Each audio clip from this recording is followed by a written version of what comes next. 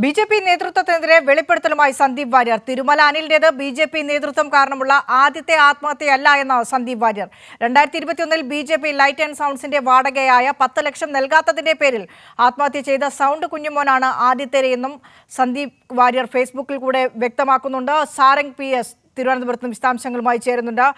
സാരംഗ്, തിരുമല അനിലിന്റെ ആത്മഹത്യയെക്കുറിച്ച് നിരന്തരം പറയുന്നതാണ് ബി.ജെ.പിയുടെ നേതൃത്വത്തിൽ നിന്നുണ്ടായ അവഗണന മൂലം ബി.ജെ.പി. പ്രവർത്തകരുടെ അല്ലെങ്കിൽ സംസ്ഥാന നേതൃത്വത്തിന്റെ ഭാഗത്തുണ്ടായ നിരന്തരമായ അവഗണന മൂലമാണ് അതിൽ മനംനൊന്താണ് തിരുമല അനിൽ ആത്മഹത്യ ചെയ്തത്. അദ്ദേഹത്തിന്റെ ആത്മഹത്യക്കുറിപ്പ് അടക്കം അത് തന്നെയാണ് വെളിപ്പെടുത്തിയതും അദ്ദേഹത്തിന്റെ കുടുംബത്തിന്റെ പ്രതികരണവും മരണം നടന്ന ദിവസങ്ങളിൽ അങ്ങനെ തന്നെയായിരുന്നു.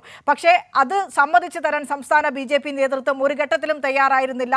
സംസ്ഥാന സർക്കാരിന്റെ വീഴ്ചയായും സംസ്ഥാന പോലീസിന്റെ വീഴ്ചയായും അന്ന് ആ മരണം റിപ്പോർട്ട് ചെയ്യാൻ പോയപ്പോൾ പോലും മാധ്യമപ്രവർത്തകർക്ക് നേരെ മെക്കിട്ട് കയറുന്ന ബി.ജെ.പി. പ്രവർത്തകരെയൊക്കെ നമ്മൾ അവിടെ കണ്ടതാണ്. ഇന്നിതാ സന്ദീപ് വാര്യരുടെ ഫേസ്ബുക്ക് പോസ്റ്റിലൂടെ കുറച്ചുകൂടെ കാര്യങ്ങൾ വ്യക്തമാവുകയാണ്. സംസ്ഥാന ബി.ജെ.പി. നേതൃത്വം അറിഞ്ഞുകൊണ്ട് തന്നെയാണ് തിരുമല അനിലിന്റെ ആത്മഹത്യ എന്ന് പറയുന്നത്. കേവലം അനിൽ മാത്രമായിരുന്നില്ല അതിന്റെ ഇര.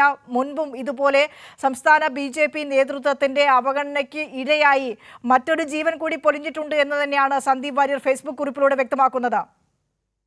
വിനീഷ സൂചിപ്പിച്ചതുപോലെ തന്നെ അത്തരം കാര്യങ്ങൾ തന്നെയാണ് ഇത്തരത്തിൽ മുൻ ബി.ജെ.പി. പ്രവർത്തകനായിരുന്നിട്ടുള്ള സന്ദീപ് ജി വാര്യർ തൻ്റെ ഫേസ്ബുക്ക് കുറിപ്പിലൂടെ വെളിപ്പെടുത്തുന്നത്. അതായത് തിരുമല അനിലിൻ്റേത് ബി.ജെ.പി. ആത്മഹത്യ, തിരുമല അനിലിൻ്റെ ആത്മഹത്യ ബി.ജെ.പി. കാരണമുള്ള ആദ്യത്തെ ആത്മഹത്യയല്ല. ഇതിനു മുൻപും ഇത്തരത്തിൽ ബി.ജെ.പിയുടെ പ്രതിസന്ധിയെ തുടർന്ന് 2021 ബി.ജെ.പിയുടെ പ്രതിസന്ധിയെ തുടർന്ന് ലൈറ്റ് ആൻഡ് സൗണ്ട്സിൻ്റെ വാടകയായ 10 ലക്ഷം നൽകാത്തതിനെ തുടർന്ന് അല്ലെങ്കിൽ ലഭിക്കാത്തതിനെ തുടർന്ന് കുഞ്ഞുമോൻ, അതായത് സൗണ്ട് വർക്ക് നടത്തിയിരുന്ന ബി.ജെ.പിക്ക് വേണ്ടി സൗണ്ട് വർക്ക് നടത്തിയിരുന്ന കുഞ്ഞുമോൻ എന്ന വ്യക്തി ആത്മഹത്യ ചെയ്തിരുന്നു. അപ്പോൾ ഈ വ്യക്തിയാണ് ബി.ജെ.പിയുടെ പ്രതിസന്ധി കാരണം ആദ്യമായിട്ട് ആത്മഹത്യക്ക് ഇരയായതെന്നാണ് ഈ സന്ദീപ് വാര്യർ വ്യക്തമാക്കുന്നത്. അതുപോലെ തന്നെ മറ്റൊരു സംഭവം കൂടി, ബി.ജെ.പിക്ക് വേണ്ടി പ്രിൻറ്റിംഗ് വർക്ക് നടത്തിയ, അതായത് അടുത്തതായിട്ട് ആത്മഹത്യയുടെ വക്കിൽ നിൽക്കുന്ന മറ്റൊരു വ്യക്തിയെക്കുറിച്ചും ഇതുപോലെ സന്ദീപ് വാര്യർ കുറിക്കുന്നുണ്ട്. 2020 അതായത് 2020 ഇത്തരത്തിൽ ബി.ജെ.പിക്ക് പ്രിൻറ്റിംഗ് വർക്ക് നടത്തിയതിൻ്റെ പേരിൽ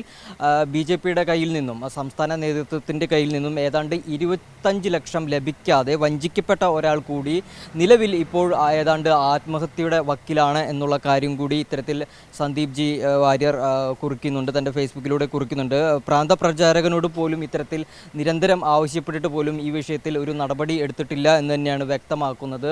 മുൻ ബി.ജെ.പി. പ്രവർത്തകൻ കൂടിയാണെന്നുള്ള കാര്യം ഓർമ്മ വേണം. അതുകൊണ്ട് തന്നെ ഇത്തരത്തിൽ ഈ ബി.ജെ.പിയെ കുറിച്ചുള്ള വെളിപ്പെടുത്തലുകളാണ്, അതായത് അദ്ദേഹം പ്രവർത്തിച്ചിരുന്ന ആ ഇടവേളകളിൽ കാലങ്ങളിൽ ഉണ്ടായിരുന്നിട്ടുള്ള നടപടികളും ബി.ജെ.പിയുടെ നടപടികളിലും പ്രതിസന്ധികളിലും എത്രത്തോളമായിരുന്നു. അതായത് അനിലിൻ്റെ ആത്മഹത്യ ഒരു ആദ്യഘട്ടമല്ല, അല്ലെങ്കിൽ ഇതിനു മുന്നേ തന്നെ ഇത്തരത്തിൽ ബി.ജെ.പി.